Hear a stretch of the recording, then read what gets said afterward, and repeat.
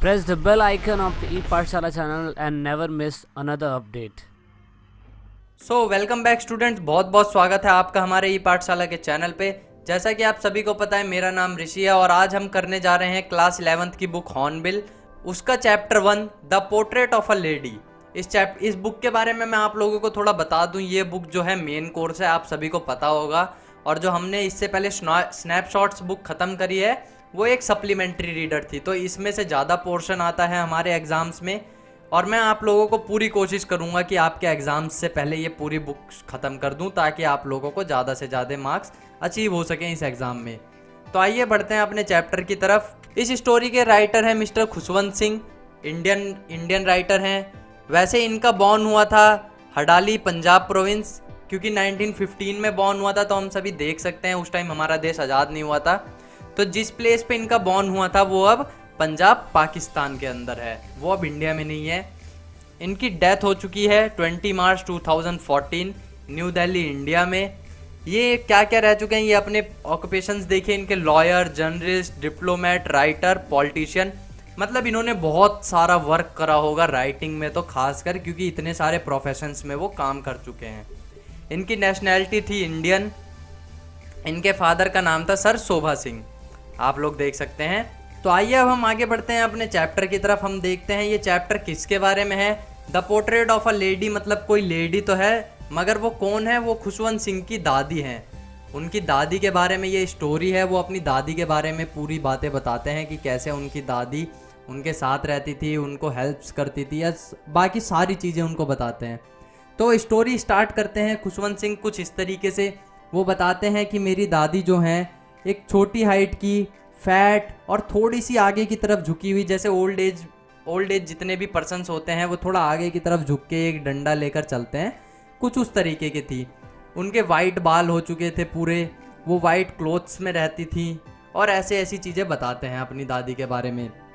वो हमेशा एक माला होती है उसको जपती रहती थी, भगवान को याद किया करती थी। उनकी जो दादी थी वो हमेशा इसको जपती रहती थी, और कुछ काम उनको पास नहीं था। अपने कमर पे हाथ रखकर, क्योंकि चल नहीं पाती थी, खड़ी नहीं हो पाती थी स्ट्रेट। सभी लोग जब बुढ़े होते हैं, उनकी हड्डियां कमज़ोर होती हैं, तो वो एक सीधा खड़े नहीं हो पाते, थोड़ा हाथ से सपोर्ट लेकर अपनी कमर पर, और उसके बाद वो धीरे धीरे अपने भगवान को याद करते हैं।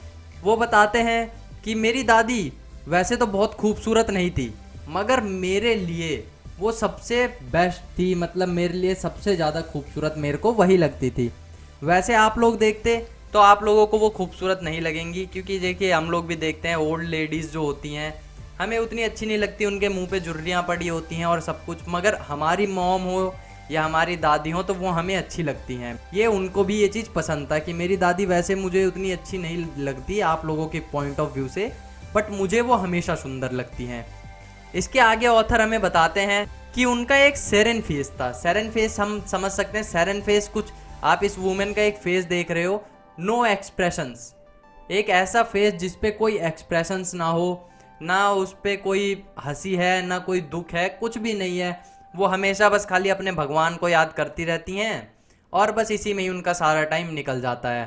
तो उन्होंने सेरेन फेस कहा है, और इसका कंपैरिजन उन्होंने किससे दिया है? खुशवंत सिंह ने कंपैरिजन दिया है यहाँ पे विंटर लैंडस्केप का। जब सर्दियों का मौसम होता है तो हम देखते हैं कैसे सारी चीज़ें एकदम शांत सी पड़ जाती हैं, कोई ज़्यादा मूवमेंट्स नहीं होती, क्योंकि सभी लोग अपने घरों में रहते हैं इसी वजह से। तो कुछ ही इस तरीके का उनकी दादी का फेस था, जिस पे कोई मूवमेंट नहीं, कोई इन्जॉयमेंट नहीं, कोई सैडनेस नहीं, ऐसा कुछ था उनकी दादी का फेस। वो बताते हैं, फिर आगे देखते हैं स्टोरी में। अब स्टोरी आती है खुशवंत सिंह के बचपन के बारे में। बचपन कैसे? वो बताते हैं कि जब मैं छोटा था, तब वो अपनी दादी के पास ही रहा करते थे गांव में। तो उनकी दादी का एक रूटीन था, वो सुबह उस खुशवंत सिंह को जल्दी उठा दिया करती थी, अर्ली मॉर्निंग उठा दिया करती थी, क्योंकि स्कूल जाना होता था। फिर वहाँ पे अब 1915 के टाइम की बात है, जब ये बॉर्न हुए थे, उससे 4-5 साल ज़्यादा की बात होगी।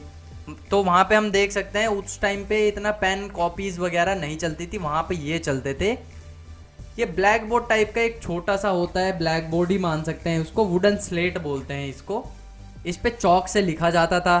तो इस पे ना जब हम लिखते थे एक बार, तो उसको पॉलिश करना पड़ता था ताकि फिर से ये ब्लैक हो जाए। उस पे मतलब साफ़ करना पड़ता था गीले कपड़े से या किसी भी चीज़ से, हमने तो यूज़ नहीं करा, मगर इसको पॉलिश करना पड़ता था, मतलब साफ करना पड़ता था ताकि इस पे दोबारा लिखा जा सके। तो वो सुबह उठाती थी पहले खुशवंत सिंह को, फिर उसके बाद उनकी वुडन स्लेट पॉलिश करती थी, फिर उनके लिए ब्रेकफास्ट बनाती थी। क्यों? क्योंकि वो अपनी दादी के साथ गांव में रहा करते थे। वो उनके लिए ब्रेकफास्ट बनाती थी। ब्रेकफास्ट बनाने के बाद उनके साथ साथ वो उनके स्कूल तक जाती थी, मिस्टर खुशवंत सिंह जी के स्कूल तक जाती थी उनकी दादी उनको छोड़ने। और वहाँ तक क्यों जाती थी, इसके पीछे भी एक रीज़न है, हम लोग आगे देखेंगे स्टोरी में। वो स्कूल इसलिए जाती थी क्योंकि वहाँ स्कूल के बगल में एक मंदिर था जहाँ पर बैठकर उनकी दादी अपनी वो माला जपा करती थी। जब तक खुशवंत सिंह जी वहाँ पर अपने स्कूल में पढ़ाई करते थे, ABCD या अल्फ़ाबेट्स कुछ भी पढ़ते थे, वहाँ पर उनकी दादी बैठकर माला जपती थी, अपने भगवान को याद किया करती थी। और घर लौटते टाइम क्या होता था, घर लौटते टाइम जो रात की रोटियां बच जाती थी या सुबह एक्स्ट्रा भी बनाती थी वो, स्पेशली डॉग्स के लिए, क्योंकि उनका मानना ये था कि अगर हम जानवरों से प्यार करेंगे तो भगवान भी हमें प्यार करेगा। तो घर लौटते टाइम उन लोगों का एक रूटीन था कि जितनी भी रोटियां या जो भी हमारा बचा होगा या जो मैं बनाऊंगी सुबह तुम्हारे लिए बनाऊंगी, उसमें 2 एक्स्ट्रा बनाऊंगी, वो हमें कुत्तों को खिलानी है। तो ऐसा कुछ चलता था उनकी ज़िंदगी में। वो रोज़ अपनी दादी से बात करते थे, रोज़ उनसे सारी बातें होती थी, सब कुछ होता था। मगर इसमें एक ट्विस्ट आता है। ट्विस्ट क्या आता है, अब उनके जो फादर हैं वो उनको बुला लेते हैं सिटी में। सिटी में इसलिए बुला लेते हैं क्योंकि वो खुद सिटी में रहते थे, उनकी दादी के साथ बुला लेते हैं, उनकी दादी भी जहाँ साथ में जाती है। तो सिटी में क्या होता है, उनको एक इंग्लिश स्कूल में भेजा जाता है। ये लाहौर सिटी का पिक्चर है। आप लोग सोच रहे होंगे लाहौर सिटी ही क्यों लगाई मैंने, तो मैं बता दूं, क्योंकि वो जहाँ पे वो बॉर्न हुए थे वो प्लेस पाकिस्तान में था। तो हम समझ सकते हैं कि वो इस टाइम भी पाकिस्तान में है और लाहौर के ही किसी स्कूल में हम मान सकते हैं, क्योंकि बड़े प्लेसेस अगर उस टाइम के हम देखें जब वो पढ़ रहे होंगे तो यही सब रहे होंगे। लाहौर हो गया, इधर अपना न्यू दिल्ली हो गया, मुंबई हो गया, तो इतनी दूर तो नहीं आएंगे, बेसिकली लाहौर ही जाएंगे, बेसिक सी बात है। तो जब वो लोग जाते हैं सिटी में पहुंचते हैं, तो सिटी में क्या होता है, यहाँ सिटी का नाम मेंशन नहीं है, मैंने इसलिए एक रैंडम पिक्चर लगाई है, आप लोग प्लीज़ समझ जाइएगा। जब वो लोग सिटी पहुंचते हैं तो क्या होता है, वहाँ पे उनको एक स्कूल बस लेने आया करती थी। अब उनका और उनके दादी का टाइम जो स्पेंड होता था साथ में, अब धीरे धीरे कम हो रहा है। अब उनकी दादी उनको स्कूल तक नहीं छोड़ने जाती हैं, जिससे उनके रिलेशन में एक थोड़ा सा गैप आ रहा है। गैप किस लिए, क्योंकि पहले वो लोग छोड़ने जाती थी उनकी दादी, बात करते हुए जाना, फिर बात करते हुए लौटना, फिर दिन भर साथ में रहना। मगर अब इतना नहीं हो रहा है, वो स्कूल तक नहीं जा रही हैं, मतलब थोड़ा सा रिलेशन गैप आया है। अब आगे देखते हैं क्या होता है। आगे होता है वहाँ पे पढ़ाया क्या जाता है अब स्कूल में, ये भी बहुत बड़ी बात है। अब क्योंकि हम लोग देख रहे हैं सिटी का स्कूल है, जैसे हम लोग दिल्ली में मान लो अगर पढ़ रहे हैं और अगर गांव में पढ़ रहे हैं तो बहुत डिफरेंसेस आ जाते हैं। तो वहाँ उन्हें क्या क्या पढ़ाया जाता है, वहाँ उन्हें पढ़ाया जाता है English, law of gravity, Archimedes principle, जिससे उनकी दादी का कोई भी वास्ता नहीं था। अब वो उनकी हेल्प स्टडीज़ में नहीं कर पाती थी। इससे पहले थोड़ा बहुत जैसे गांव में पढ़ाते हैं हमें भगवान के बारे में या और भी ऐसी रिलीजियस चीज़ें या हिस्टोरिकल चीज़ें, तो उसमें उनकी दादी उनकी मदद कर दिया करती थी। मगर अब इन सब चीज़ों में वो बिल्कुल भी हेल्प नहीं कर पाती हैं। वो बहुत ही सैड हो जाती हैं, मतलब अपसेट रहने लग जाती हैं, क्योंकि अब एक तो पहली बात ये है कि वो उनकी स्टडीज़ में हेल्प नहीं कर पाती। दूसरी बात ये कि वो अब इनको स्कूल तक छोड़ने नहीं जाती जो उनके साथ थोड़ा टाइम स्पेंड हो, तो वो थोड़ा अपसेट सा रहने लगती हैं। वो बोलती हैं कि यहाँ तुम्हें स्कूल में भगवान के बारे में नहीं बताया जा रहा। तो जैसा कि आप सभी यहाँ देख सकते हैं, ये एक भगवत गीता है। कई स्कूल ऐसे होते हैं जहाँ पे भगवत गीता को पढ़ाया जाता है। मैं जिस स्कूल में पहले पढ़ा करता था उसमें भी भगवत गीता को पढ़ाया जाता था। और ये इंटरेस्टिंग भी है, हमें अपने हिस्ट्री के बारे में भी जानना चाहिए, हमें अपने रिलीजन के बारे में भी जानना चाहिए, ये इम्पॉर्टेंट भी है। मगर उनकी दादी इसी चीज़ से थोड़ा अपसेट हो जाती हैं कि अब तुम जिस स्कूल में गए हो वहाँ ये सब चीज़ें बताई ही नहीं जा रही। और ये सब चीज़ें क्यों नहीं बताई जाती सिटी के स्कूल में, क्योंकि आजकल हम देखते हैं स्कूलों में आजकल कोई भी एक रिलीजन की पढ़ाई कराना मना है। एक किसी भी रिलीजन, स्पेसिफिक रिलीजन की पढ़ाई कराना मना है, क्योंकि वो हमारे संविधान के दायरे से बाहर आता है। बट कोई कोई स्कूल होते हैं, जैसे कि कोई स्कूल अगर किसी ट्रस्ट के थ्रू बना है, जैसे मान लीजिए अगर कोई सनातन धर्म का स्कूल है, तो वहाँ पे सनातन धर्म की थोड़ी बहुत नॉलेज वो हमेशा देते हैं। कोई फंक्शंस होते हैं वहाँ पे उसी बेसिस पे होते हैं। और दूसरा चीज़, वो एक और चीज़ किससे अपसेट होती हैं, बहुत ज़्यादा उनको बुरा लगता है। उनको बुरा लगता है कि वहाँ पे तुम्हें म्यूज़िक क्यों सिखाया जा रहा है जिसका तुम्हारी लाइफ से कोई वास्ता ही नहीं है। अब प्राइवेट स्कूल्स में हम देख सकते हैं बहुत सारी ऐसी एक्स्ट्रा करिकुलम एक्टिविटीज़ होती हैं जिससे हमारी लाइफ का कोई मतलब नहीं होता, मगर वो लोग ये सब चीज़ें इसलिए कराते हैं कि क्या पता हम में से कोई एक बच्चा हो जो अपना लाइफ उसी चीज़ में बनाना चाह रहा हो, तो उसको आगे चल के इस चीज़ में मदद मिले, इसलिए ये सब चीज़ें सिखाई जाती हैं। बट उनकी दादी को ये नहीं पता था कि ऐसा भी होता है, तो उनको ये सारी चीज़ें बुरी तो लगती हैं, मगर वो कुछ भी नहीं बोलती। वो इसलिए नहीं बोलती क्योंकि उन्हें पता है कि मेरे बोलने का कोई मतलब नहीं है, मैं क्यों बोलूँ, मैं वैसे भी ओल्ड एज हो चुकी हूँ, कुछ दिनों में मेरे को चले जाना है यहाँ से। अब इसके बाद स्टोरी में एक और ट्विस्ट आता है। वो ट्विस्ट ये आता है कि अब इस ट्विस्ट के बाद इन दोनों के बीच का रिलेशनशिप बिल्कुल ही ख़त्म हो जाएगा, आप समझ सकते हैं, एकदम ना के बराबर। तो आइए देखते हैं अब वो ट्विस्ट क्या है। वो ट्विस्ट ये है कि जब वो यूनिवर्सिटी में जाते हैं खुशवंत सिंह, तब उनको एक सेपरेट रूम मिल जाता है रहने के लिए। इससे पहले हम इस बात से समझ सकते हैं कि वो अपनी दादी के साथ रूम शेयर कर रहे होंगे, बट क्योंकि अब वो जा चुके हैं यूनिवर्सिटी, बड़े हो चुके हैं, उनको एक सेपरेट रूम दे दिया जाता है रहने के लिए, जहाँ से उनके रिलेशनशिप उनकी दादी के साथ बिल्कुल ही एंड के एकदम कगार पे आ जाते हैं। आइए आगे अब देखते हैं हम अपनी स्टोरी। जो उनकी फ्रेंडशिप है, जो उनका रिलेशनशिप है, वो पूरा टूट चुका है। टूट इसलिए चुका है क्योंकि अभी तक वो थोड़ा बहुत टाइम जो दे भी रहे थे, अब बिल्कुल मतलब रेयरली हो गया। अगर उनकी बात हो गई कभी तो हो गई, नहीं तो फिर कभी उनकी अब उनकी दादी से बात ही नहीं होती। अब हम लोग समझ सकते हैं ये बात किस लिए। अब हम लोग भी अगर यूनिवर्सिटीज़ जाते हैं, अपना पढ़ते हैं, वहाँ घर आते हैं, कोई इंस्टीट्यूट लगा होता है, ट्यूशन्स लगे होते हैं, वहाँ जाते हैं, खुद अपनी पढ़ाई भी पढ़नी होती है, उसके बाद फिर रेस्ट भी करना होता है, इतना सारा काम होता है, तो जो एक इंसान है वो नहीं कर पाता किसी से बात, बिज़ी हो जाता है। और ये तो वैसे भी आप देख रहे थे इतने सारे ऑक्यूपेशंस थे इनके, इन्होंने तो इतनी अच्छी स्टडीज़ करी हैं, तभी आज हम इनको पढ़ रहे हैं। तो ये आप लोग समझ सकते हैं कितने बिजी रहते होंगे अपने स्टडीज़ के टाइम पर। तो इसके बाद वो बताते हैं कि उनकी दादी की लाइफ कैसे बीत रही थी। अब मिस्टर खुशवंत सिंह तो यूनिवर्सिटी जाने लग गए, इनका तो सारा टाइम वहाँ कंज्यूम होने लग गया। अब ये बताते हैं कि मेरी दादी की लाइफ कैसे बीत रही थी। तो ये बताते हैं उनकी दादी की लाइफ ज़्यादा कुछ नहीं, एक स्पिनिंग व्हील यानी कि चरखा चलाते हुए बीत रही थी। गांधी जी चरखा चलाया करते थे, उसी से रिलेटेड हम इसको ले सकते हैं। उनकी भी एक स्पिनिंग व्हील चलाते हुए ज़िंदगी बीत रही थी और अपने भगवान को याद करते हुए उनका सारा टाइम बीत रहा था, और उनके पास अब कोई काम नहीं बचा था। इससे पहले काम क्या था, अगर बचपन में देखें तो बहुत सारे काम थे इनके लिए। खाना बनाना खुशवंत सिंह जी के लिए, इनको तैयार करना, स्कूल लेके जाना, तब ये सारे काम थे। जब चलो वहाँ से भी आए, सिटी में आए, तब भी ये काम था कि चलो शाम को बात कर ली, सुबह बात कर ली, स्कूल नहीं जा पाती थी बस खाली। बट अब क्या हुआ, अब तो कम्प्लीटली इनके बीच का रिलेशनशिप ख़त्म हो चुका है। अब इनके पास सिर्फ 3 ही काम बचे हैं, एक तो अपना चरखा चलाना, दूसरा भगवान को याद करना, और तीसरा काम था चिड़ियों को अपने बालकनी में खड़े होकर दाना देना। ये हम पहले भी देख चुके हैं, जानवरों से या जो भी लिविंग थिंग्स हैं उनसे बहुत ज़्यादा प्यार करती थी। पहले कुत्तों को दिया करती थी, अब यहाँ पे क्योंकि सिटी में आ चुके हैं तो कुत्ते बहुत कम मिलते हैं, बट अब यहाँ पे ये चिड़ियों को दाना दिया करती हैं, वो भी अपनी ही बालकनी में। तो एक दिन जो हमारे ऑथर हैं वो जाते हैं एब्रॉड मतलब हम किसी भी कंट्री में समझ सकते हैं। मैं यहाँ पे कंट्री मेंशन नहीं कर रहा हूँ, ये बहुत ज़्यादा इम्पोर्टेंट नहीं है। वो किसी भी कंट्री में एब्रॉड जाते हैं तो वो सोचते हैं कि अब मेरी ये शायद से मेरी दादी के साथ लास्ट मीटिंग होगी। उनकी दादी उनको जो होती हैं रेलवे स्टेशन तक छोड़ने के लिए आती हैं।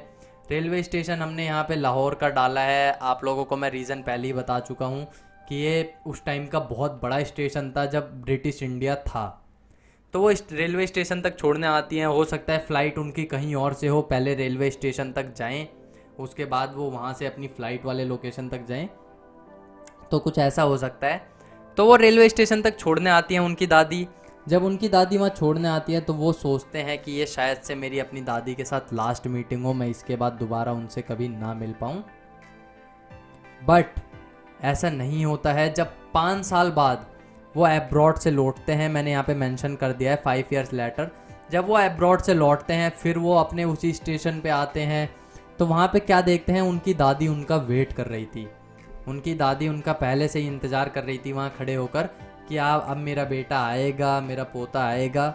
इस चीज़ का वो वेट कर रही थी, जबकि वो सोच कर क्या गए थे कि हो सकता है ये मेरी दादी के साथ मेरी लास्ट मीटिंग हो, मैं इसके बाद उनसे ना मिल पाऊँ। वो बहुत ज़्यादा ओल्ड एज हो चुकी थी। तो अब आगे स्टोरी देखते हैं।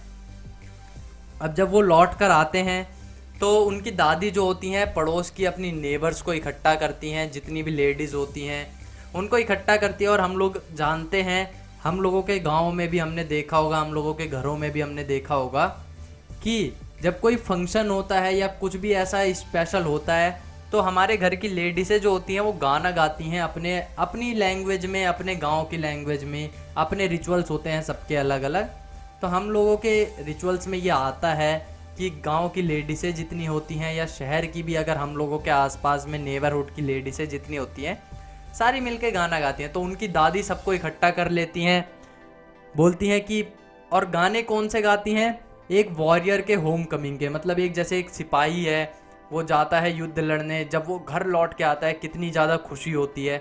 तो उस तरीके के कुछ गाने गाती हैं कि उनको भी बहुत ज़्यादा खुशी होती है, उनका पोता आज लौट के आया होता है अब्रॉड से, बाहर विदेश से।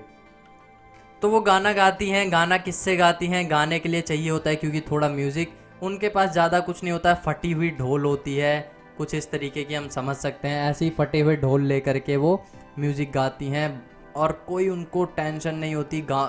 अड़ोस पड़ोस की लेडीज़ें इकट्ठा कर लेती हैं। तो गाना वाना सब ख़त्म होता है। अब यहाँ पर कहानी एकदम फिनिशिंग पे है, थोड़ा इमोशनल स्टोरी है। आगे देखते हैं अपनी स्टोरी में। अब उनकी दादी जो होती हैं नेक्स्ट मॉर्निंग ही, अब आज वो आए हैं, नेक्स्ट मॉर्निंग ही उनकी दादी बीमार हो जाती हैं। वो उनकी बहुत ज़्यादा तबीयत ख़राब हो जाती है। बट डॉक्टर क्या बोलता है, डॉक्टर बोलता है कुछ नहीं, ये हल्का फुल्का बुखार है, चला जाएगा। बट ऐसा नहीं होता है। अब आगे हम स्टोरी में देखते हैं क्या होता है। जब उनकी दादी बीमार होती हैं उनको क्या लगता है कि अब मेरा टाइम ख़त्म हो चुका है। इनको हम जानते हैं, ये यमराज हमारे, जब भी इनको मौत का भगवान माना जाता है अपने इंडिया में, तो उनको लगता है कि अब मेरा टाइम ख़त्म हो चुका है, मैं बहुत साल जी चुकी हूँ, अब मेरा मरने का टाइम आ चुका है। बट डॉक्टर बोलता है नहीं, ये तो ठीक हो जाएंगे। मगर हम लोग एक चीज़ समझ सकते हैं, जब अगर इंसान खुद सोच लेता है कि अब मैं मरने वाला हूँ तो वो बहुत ही ज़्यादा जल्दी मरता है एज़ कम्पेयर टू अगर उसकी विल पावर स्ट्रांग हो और वो सोचे कि नहीं मुझे तो कुछ नहीं होगा, तो वो काफ़ी लंबा टाइम तक जीवित रहता है। तो जब वो ऐसा बोलती हैं कि नहीं है अब तो मैं मरने वाली हूँ, सारे इमोशनल हो जाते हैं कि ये आप ऐसा क्यों बोल रहे हो, आप तो अभी बहुत जियोगे। और ऐसा समथिंग हम भी बोलेंगे अगर किसी को हमारे एक फैमिली में हो जाए, हम लोग अपने फैमिली को इस जगह पे रिलेट करके सोच सकते हैं। तो लास्ट टाइम पे वो बोलती हैं कि अब आप लोग मेरा टाइम वेस्ट मत कीजिए, आज मैं सुबह की प्रेयर करना भूल गई हूँ, भगवान को याद करना भूल गई हूँ। तो वो बोलती हैं कि आप लोग प्लीज़ मुझे अकेला छोड़ दीजिए। तो जब सारे चले जाते हैं तो वो क्या करते हैं, वो आराम से लेटती हैं और अपनी जो बीड्स की माला होती है, अपना मतलब माला जितनी भी भगवान की माला होती है उसको निकालती हैं और भगवान को याद करना शुरू कर देती हैं। भगवान को याद करती हैं क्योंकि आज वो एक तो बताती हैं, रीज़न देती हैं कि मैं भूल गई हूँ, और ऊपर से वो सोचती हैं कि ये मेरा लास्ट टाइम आ चुका है, मैं भगवान को याद करते करते मरना चाहती हूँ। तो वो अपना माला घुमा ही रही होती हैं, भगवान को याद कर ही रही होती हैं। उसी टाइम उनकी सांसें रुक जाती है और जो वो माला होती है वो जाके नीचे ज़मीन पर गिर जाती है। उनके एकदम जिस हाथों में जान नहीं रहेगी उन हाथों में कहाँ से वो माला संभल पाती, वो जाके ज़मीन में गिर जाती है।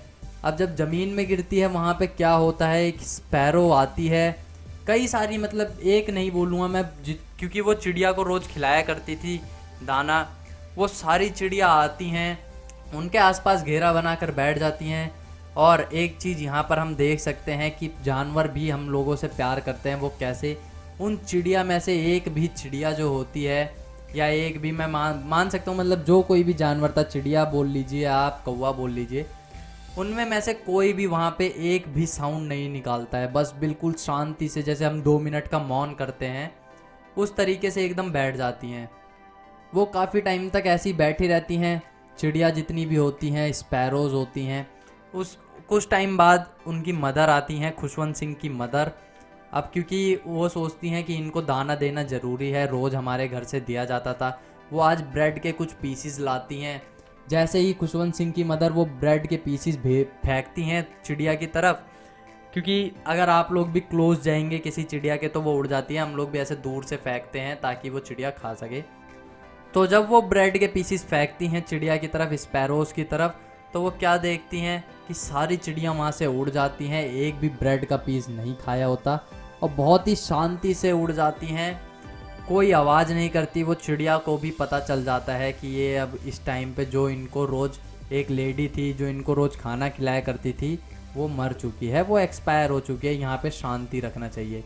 अब आप लोग देख रहे हैं कितना मतलब एक लेडी के लिए एक जानवर कितना प्यार दिखा सकता है। ये चीज़ रियली में होता है, जानवर हमसे बहुत प्यार करते हैं, बस हम ही लोग थोड़ा सा उनके साथ अत्याचार करते हैं। फिर उनकी बॉडी को थोड़ी देर बाद वहाँ से लेके जाया जाता है, जिसमें खुशवंत सिंह जी भी जाते हैं। वो बताते हैं कि कैसे उनका अंतिम संस्कार किया जाता है। लास्ट टाइम उनको वो लास्ट टाइम मिलते हैं, लास्ट टाइम देखते हैं और यहाँ पे ये स्टोरी हो जाती है ख़त्म। थोड़ी इमोशनल स्टोरी थी, आप लोग अपने आप को रिलेट कर सकते हैं, यहाँ पर देख सकते हैं कि रियली में ऐसा होता है। अगर अभी तक आप लोगों ने हमारे चैनल को सब्सक्राइब नहीं किया है तो प्लीज़ सब्सक्राइब कर दीजिए, क्योंकि आगे भी आप लोगों को एक से बढ़कर एक वीडियो बहुत ही इजी वे में एक्सप्लेन करके मिलती रहेंगी, जिसको आप लोगों को समझने में बहुत इजी रहेगा और आप लोग अच्छे से अच्छे मार्क्स ऑब्टेन कर सकेंगे। तो प्लीज़ सब्सक्राइब कर दीजिए। वीडियो कैसी लगी ये हमें कमेंट करके ज़रूर बताइएगा, ताकि जो कुछ भी हमें अगर कमी हो तो हम उसे इम्प्रूव कर सकें अगली वीडियो में। और इस वीडियो की अगर आप लोगों को कैरेक्टर स्केच चाहिए तो वो भी कमेंट करके बताइएगा, हम उसको भी देने की आपको प्रोवाइड करने की पूरी कोशिश करेंगे, ताकि हम खुशवंत सिंह जी का या उनकी ग्रैंड मदर का कैरेक्टर स्केच आप लोगों को दे सकें। आप लोग एक बार कमेंट करके ज़रूर बताइएगा। तो लास्ट में दोस्तों, अगर आप वीडियो को देख रहे हैं और ई पाठशाला चैनल के आप सब्सक्राइबर हैं या नए सब्सक्राइबर हैं, तो ई पाठशाला की टीम से आप सभी को यही रिक्वेस्ट है कि आप इन सभी वीडियो को अपने दोस्तों के साथ शेयर ज़रूर करें और कोशिश करें कि आप दूसरों को शेयर करवाने के लिए बोलें, क्योंकि आप जितना वीडियो को शेयर करेंगे उतना ही हम और लोगों की मदद कर पाएंगे, क्योंकि पढ़ेगा इंडिया जब भी बढ़ेगा इंडिया। तो वीडियो के लास्ट में वीडियो को एंड तक देखने के लिए, चैनल को सपोर्ट करने के लिए बहुत बहुत धन्यवाद। जय हिंद, जय भारत।